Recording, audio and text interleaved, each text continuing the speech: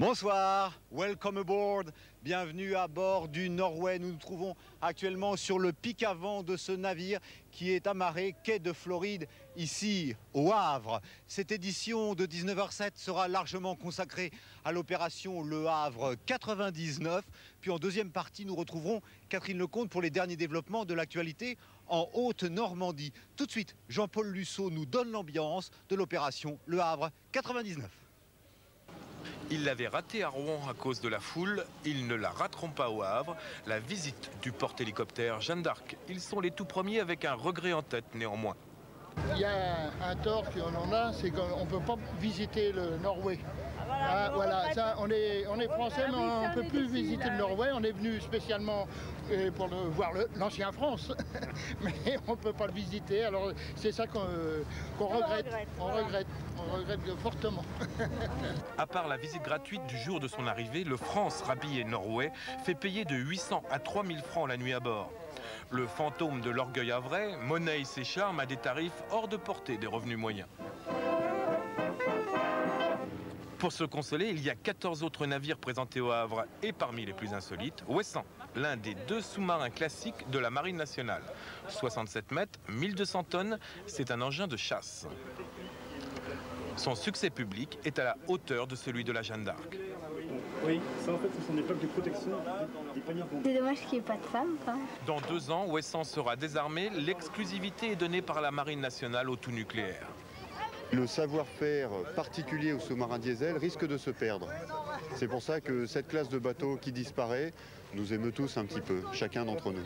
Le Havre 99 joue le contraste et propose un voyage dans le temps avec sa régate de vieux gréement, comme si vous étiez au Havre en 99, en 1899. Les grands paquebots sont bien sûr le cœur de la fête ici au Havre. Nouvelle arrivée ce matin à 7h, le Palmyra, un bateau construit en 1941, appellation d'origine Natacha, c'était peut-être un petit peu plus joli. Ce bateau de 133 mètres, de 400 places, possède une ligne bien différente de celle des transatlantiques. Pour cause, il navigue en Méditerranée. Virginie Ducroquet et Hervé Colosio nous brossent le portrait de ce paquebot d'Odessa, un paquebot un petit peu suranné, mais dont le charme agit toujours.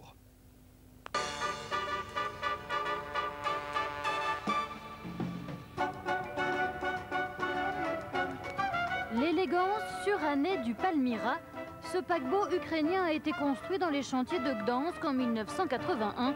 Le long des couloirs, dans les cabines, dans les salles de séjour, tout respire les années 80. Ici, le luxe a une décennie de retard.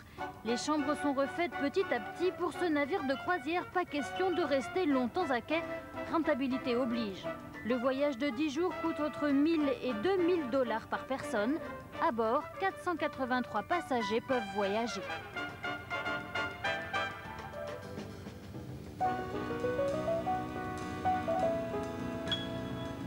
La croisière part de Saint-Pétersbourg et le navire rejoint Amsterdam. Tout est prévu pour distraire le touriste, sauf l'eau dans la piscine.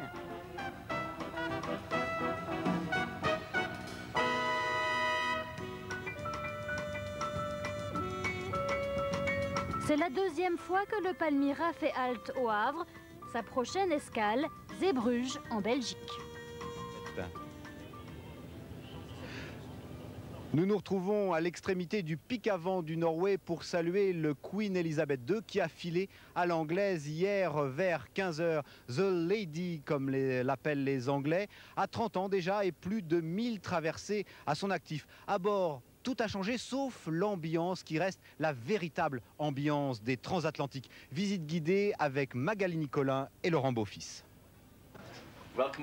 Bienvenue à bord du Queen Elizabeth II, le bateau le plus célèbre du monde.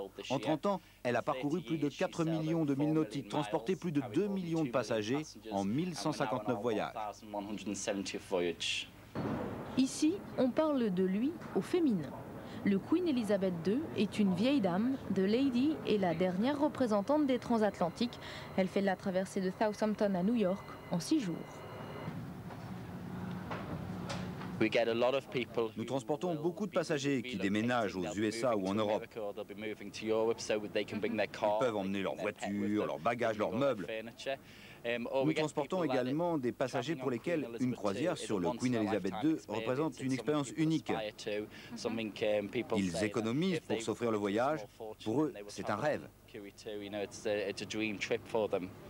Mais le Queen Elizabeth II est surtout destiné à une clientèle de luxe. Tout ici rappelle la grande époque des transatlantiques. Chaque année, 73 000 bouteilles de champagne, 135 000 bouteilles de vin sont consommées à bord et surtout 1,5 tonne de caviar, ce qui fait d'elle la plus grosse consommatrice de caviar au monde. La compagnie Cunard a bien l'intention de profiter des services du Queen Elizabeth II pendant encore longtemps. On continue à investir en permanence dans les salons, les cabines, pour qu'ils soient toujours de qualité irréprochable. Tant qu'on leur fera ça, le navire pourra continuer à voyager 15-20 ans sans problème. Mais en 2003, le Queen Elizabeth II aura une petite sœur qui prendra le relais de la transatlantique. The Lady sera alors affectée sur une autre ligne. Le centre de gravité du Havre 99, c'est bien sûr le Norway, à bord duquel nous nous trouvons, je vous le rappelle. Ce bateau continue à faire rêver malgré l'embonpoint qu'il a pu prendre ces dernières années. Jean-Claude Assolan et Jean-Noël Loquet ont eu le privilège d'embarquer à son bord. Depuis Amsterdam jusqu'au Havre, ils nous adressent cette carte postale. Comme à chaque escale, on ravitaille. À bord, il y a près de 3000 bouches à nourrir et plus de 3 fois par jour. Car la passion de la gastronomie est l'une des préoccupations des croisiéristes. Des croisiéristes en majorité américains, mais aussi japonais et 400 français. Un brin nostalgique, pas tous décidés à faire quelques concessions sur l'appellation d'origine. Norway aujourd'hui, mais France dans le cœur des Français. On a vu que le commandant du bord, vu qu'il y avait beaucoup de Français dans la salle, a fait très attention lors de son discours à bien parler du France, à dire qu'il était fier d'être sur le France, que c'était le plus grand bateau du monde et que les ingénieurs français avaient construit. Mais bon, c'est vrai que pour les Français, c'est le France. Des touristes, il y en a à tous les étages, 12 niveaux en tout. Pas facile de s'y retrouver entre tous les ponts. Une chose est sûre, sport et détente, ce sont les ponts supérieurs. Ici, pas question de se laisser aller. Ailleurs, loin de l'agitation, position relax et réflexion sur ce géant des mers et son escale à Bergen, ville originaire du commandant. Il n'est pas douteux que l'arrivée du Norway présente pour tous les Norvégiens qui se sont un peu approprié le navire un caractère innovant. À Bergen, à l'arrivée et à la sortie, mais surtout à la sortie, les drapeaux sont sortis, tous les gens sont sur les quais. De 5 h du matin, heure d'ouverture du petit déjeuner, à 2 h du matin, heure de fermeture de la salle à manger après le repas de minuit, le Norway est un vaste plateau repas. Il y a le libre-service et 2 salles de restaurant plus chic. Suivant les désirs et le temps extérieur, il est possible de déjeuner ou de dîner où l'on veut. Le personnel de bord, charmant et attentif, est remarquable. Philippin, haïtien, mexicain, un mélange sympathique qui fait du Norway un bateau international. Ce que j'ai aimé, parce que habitant Paris, j'aime le grand air. Alors évidemment, la piscine est chauffée, ce qu'on n'avait pas sur le France, parce que le France, on avait un pont merveilleux, on avait des petits Bretons qui venaient nous border avec des couvertures écossaises très jolies et qui se faisaient un plaisir de border les jeunes femmes d'ailleurs. Et puis à 10 h, comme il faisait froid, on nous servait un bouillon, genre bouillon viandox, bien chaud. Ils étaient aux petits soins. On avait un personnel aux petits soins. Ici, c'est un peu le libre service, on fait ce qu'on veut. Par moments, on se croirait sur un autoroute américain, vous voyez. La cuisine est une véritable ruche. Ici s'active une brigade de 156 cuisiniers, dont 10 affectés uniquement pour le personnel. On se frôle sans jamais se toucher, un ballet habilement orchestré, et il le faut quand on sert 10 000 repas par jour. Cuisine fine, savoureuse, qui fait l'unanimité des passagers. Le maître des lieux est un Français de 28 ans.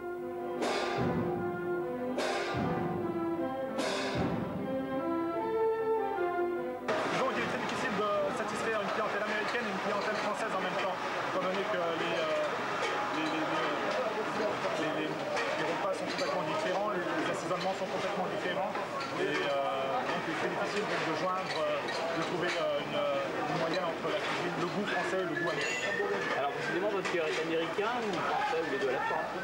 Les deux à la fois. Ce soir, dîner de gala dans la salle à manger des premières classes de l'Aix-France. Dîner-spectacle, car en plus de sa compétence, le personnel de service a des talents d'artiste. Et pour un peu, on se croirait au cœur du tournage d'un film. Mais il est temps de prendre congé. La croisière touche bientôt à sa fin.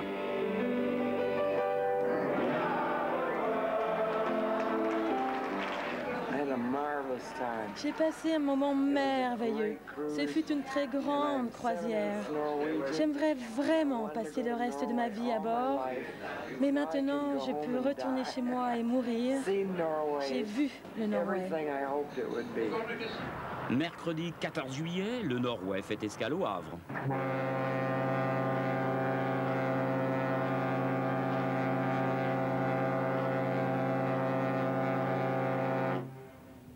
Sur cette corne de brume du Norway s'achève cette première partie de votre édition de 19h07. Demain, nous serons en direct du Monge, le bateau militaire dont on aperçoit les paraboles derrière nous. Tout de suite, nous retrouvons en direct de Rouen Catherine Lecomte pour les derniers développements de l'actualité en Haute-Normandie. Bonsoir Catherine. Bonsoir Jean-Christophe et merci beaucoup pour ces magnifiques images qui nous font toujours rêver.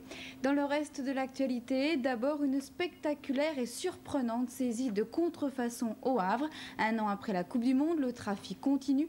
Il s'agit cette fois de chaussures de sport pour femmes de la marque aux 3 bandes.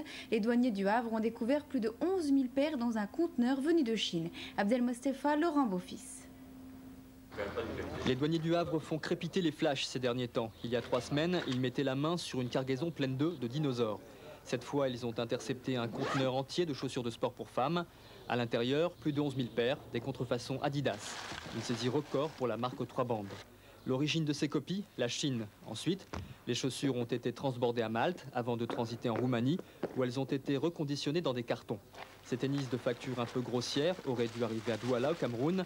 Là, elles auraient été vendues une centaine de francs pour un coût de fabrication avoisinant les 2 ou 3 francs. Un marché juteux et moins contrôlé que celui de la drogue. La contrefaçon est malheureusement quelque chose de plus en plus fréquent, qui a été pris en main par des organisations criminelles qui gagnent énormément d'argent là-dessus, avec des risques moindres que par exemple dans le trafic de stupéfiants ou le trafic d'alcool. Mais notamment la France est particulièrement victime de ces organisations criminelles, puisque aussi bien en matière d'industrie de luxe que d'industrie textile, comme là la marque franco-allemande Adidas. La quantité de marchandises ainsi que les moyens utilisés pour la transporter laisse supposer qu'une grosse organisation est derrière ce trafic. Une information judiciaire a été ouverte par le parquet du Havre, mais pour remonter cette filière internationale, il va falloir du temps, 1 an et demi ou 2, avant d'espérer mettre la main sur ces bonnets de la fausse chaussure de marque. Allier l'utile à l'agréable pour des vacances vertes à Évreux, on a trouvé la solution. Pendant une quinzaine de jours, une société d'élagage propose à une centaine d'enfants de grimper aux arbres pour la bonne cause. Il s'agit d'apprendre les rudiments du métier tout en découvrant les vertus de l'arbre et ses limites. Une activité qui induit aussi une solidarité entre les stagiaires qui apprennent en s'amusant. Frédéric Lafont, Éric Lambert. Grimper aux arbres est une activité presque naturelle pour les enfants. L'utilisation du matériel d'escalade, les moins. Mousquetons et baudriers sont encore énigmatiques pour eux. Au fur et à mesure qu'ils montent, je tire la corde, je monte le nœud. Je tire la corde avec mes 2 mains et avec la main du haut, je remonte le nœud. Jean-Marc est élagueur professionnel dans le Calvados. Il pratique ce que l'on appelle la taille douce. Pour faire découvrir son milieu, il invite les enfants à le suivre à la cime des arbres en cette période estivale. C'est une activité de découverte, ça peut leur apporter confiance en eux, ça leur permet de voir leur peur en face et de la maîtriser. Et puis aussi de voir aussi qu'on peut avoir confiance en son copain, en son assureur. Pour ces jeunes hébroïciens, s'élever à 15 ou 20 mètres au-dessus du sol représente un beau défi. Tu fais le tour de l'arbre? Qu'est-ce qui t'a plu? Déjà être en hauteur, c'était bien, parce qu'on voyait tout le paysage. Et puis, comme c'est mon copain qui m'assurait, j'avais pas tellement peur, quoi. Est-ce que c'est plus intéressant d'assurer le copain qui monte ou de grimper? C'est les deux à la fois. Parce que c'est bien de grimper et c'est bien d'assurer pour les autres. Pour ceux qui ont initié ces journées, c'est aussi une belle façon d'évoluer dans, par et autour des arbres. Pour moi, c'est une activité de plein air et de pleine nature. C'est déjà de revenir aux sources, donc la terre, la nature, et surtout de pouvoir découvrir des sensations à travers une activité. Que ce soit le pont de singe ou la tyrolienne, les sensations fortes ressenties par ces enfants constitueront pour eux des souvenirs impérissables. En sport, Petit Couronne a vécu à l'heure du vélo durant 3 jours avec les finales de la Coupe du Monde de Bicross. Une excellente mise en jambe avant les championnats du monde la semaine prochaine en Loire-Atlantique. Sur place, hier, on dénombrait pas moins de 39 pays présents pour 1 millier de coureurs. Et les Normands très brillants sont revenus avec des médailles. Richard-Lotte, Frédéric Bobin. 2 ans après la finale nationale, Petit Couronne accueillait la finale de la Coupe du Monde de Bicross. 39 pays, 1 millier de pilotes pour cette 4e et dernière manche de cette compétition. 3 jours de qualité, le président du club de Petit Couronne, Patrick Lecoeur, pouvait être satisfait, surtout que les pilotes de son écurie ont été à l'honneur chez les femmes. Astrid et Morgane de l'Écluse ont atteint les demi-finales élite. Chez les juniors masculins ici, le 56, un autre de l'Écluse, Quentin, terminé 4e de la finale.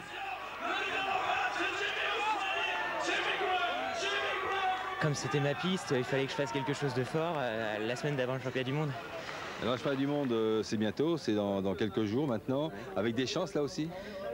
Peut-être, on verra. Je sais pas du tout, je connais pas tous les pilotes, il y en a que je vais voir pour la première fois. Et on verra. J'aurai la course Cruiser 24 pouces et la course 20 pouces. Donc je verrai peut-être faire une des 2 finales, essayer. Chez les élites, le 904, Joachim Hainaut, le dernier petit couronné en lice, 5e offrant cette saison, s'octroyait une magnifique 2e place derrière Robert de Wild, une sacrée bonne 2e place avant les championnats du monde. Ça va être assez difficile parce que moi j'ai encore une semaine de boulot, les gars eux ils vont tous directement là-bas s'entraîner. Moi j'ai une semaine de boulot donc je vais pas pouvoir m'entraîner comme eux. Je crois plutôt que j'ai essayé de faire 1 ou 2 entraînements bien précis et puis ça va suffire. Dans la carrière, cette 2e place de Coupe du Monde, ça marque? Je crois que ça marque surtout parce que je suis devant mon public et ça me fait vraiment chaud au cœur de faire ça à Petit Couronne. Enfin, championnat de France de rallycross en Bretagne à Carlabo exactement. Serge Jourdan à Rouennais a remporté hier sa 4e victoire de la saison.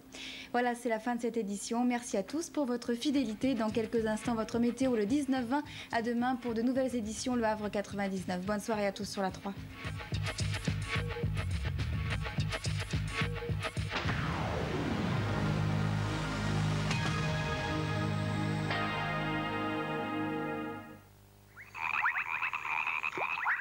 La météo sur France 3. Comment vous couvrir demain avec Azur Assurance? Impair et petite laine pour les noctambules, tenue légère pour les autres. Et oui, alors que les premiers devront subir les attaques d'une dégradation nuageuse, occasionnant quelques ondées éparses, les seconds apprécieront des éclaircies de plus en plus belles au fil des heures. Côté vent, pas de jaloux, il soufflera pour tout le monde entre 15 et 40 km/h en direction du sud-ouest. Quant au thermomètre, c'est encore le grand écart entre les extrêmes. Il ira de 14 à 16 degrés cette nuit, 20 à 26 degrés en journée. Pour les amateurs de grand large, à présent, sachez que les vents d'ouest à sud-ouest, force 5 à 6, s'associeront à une mer peu agitée et à une visibilité allant de 4 à 6 000. Nous serons demain le mardi 20 juillet. Bonne fête aux Marina, Marine, Marinette, Marjorie et à tous une excellente soirée sur France 3. La météo sur France 3. Maintenant, vous savez comment vous couvrir avec Azur Assurance.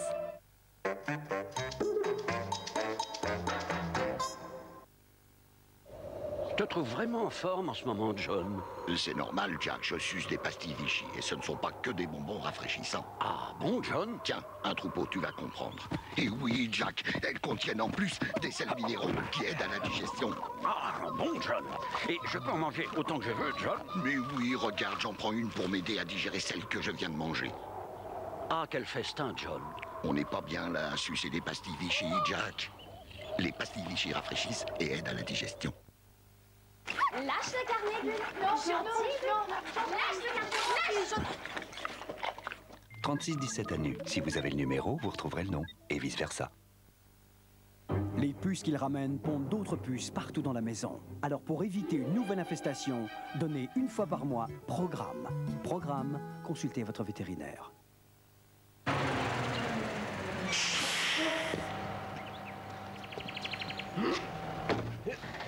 Aujourd'hui, Citroën fait un geste pour l'environnement.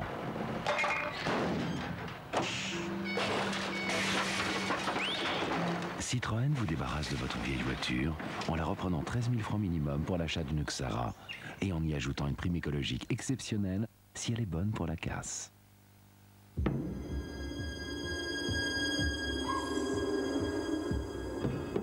Depuis la nuit des temps, on raconte que l'eau de Wattwiller a une âme.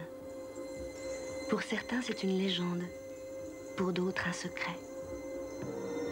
Infiniment pure, vierge de tout nitrate, la richesse éternelle de l'eau minérale de Wattwiller nous vient du cœur de l'Alsace. Wattwiller, l'eau rare et bienfaisante. J'ai gagné 2 millions? Oui. Mon Dieu!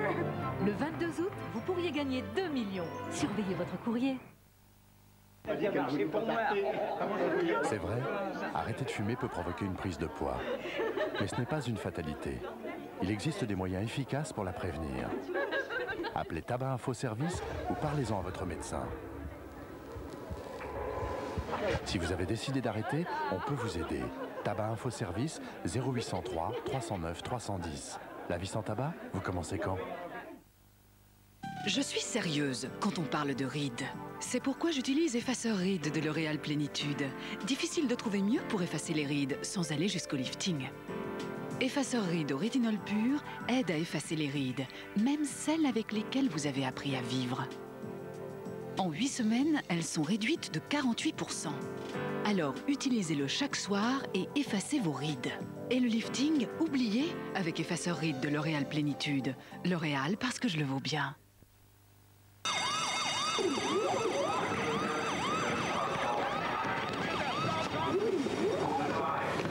Genau wie Sie kümmere ich mich die Sicherheit. Bei mir geht es allerdings nicht Brandbekämpfung, sondern ums Auto. Wir bei Euromaster sind die Spezialisten für Reifen, Bremsen, Stoßdämpfer. Alles, was Ihre Sicherheit betrifft, wenn Sie am Steuer sind. Euromaster, 1300 centres en Europe. En ce moment chez Euromaster, 109 francs le pneu 135/13 et 20 autres promotions. L'essentiel de Mozart, Bach et Beethoven. Lorsque la musique côtoie l'éternité, l'univers de la beauté s'ouvre à vous. Toutes les plus grandes œuvres de Mozart, Bach et Beethoven réunies en double album. Une sélection Chérie FM. C'est un grand jour. Et ça arrive aujourd'hui. Eh oui, votre fosse septique est bouchée. Aujourd'hui, pour l'entretenir, vous avez WC-Net fosse septique. Toute la force est dans ce sachet. Plus de dispersion dans les canalisations, il se dissout au cœur de la fosse pour une efficacité maximale. WC-Net fosse septique évite les odeurs, espace les vidanges.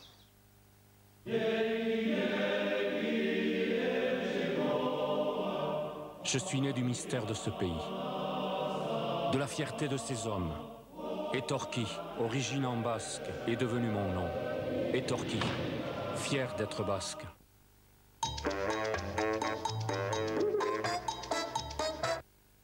Qu'est-ce qui est noir à l'extérieur et jaune à l'intérieur? La moule de Bouchot. La vraie, l'authentique.